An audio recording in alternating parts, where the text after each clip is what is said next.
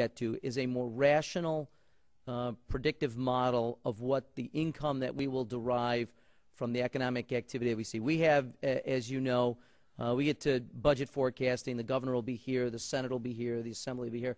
No one has the same agreement on what the tax policy that we're advancing will bring in, because everybody has a slightly different econometric model.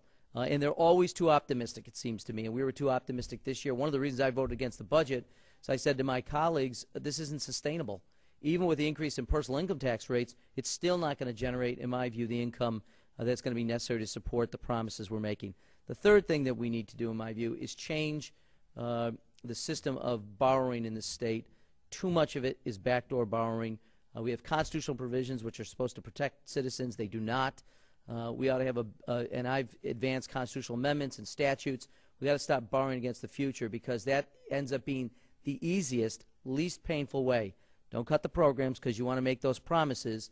Don't figure out how to pay for them now, because that's painful as well, even though we have a propensity to raise taxes. So we borrow against the future. And unfortunately, our ability to do that continues to be more limited, and we have to fundamentally restructure what it requires to get approval to borrow money.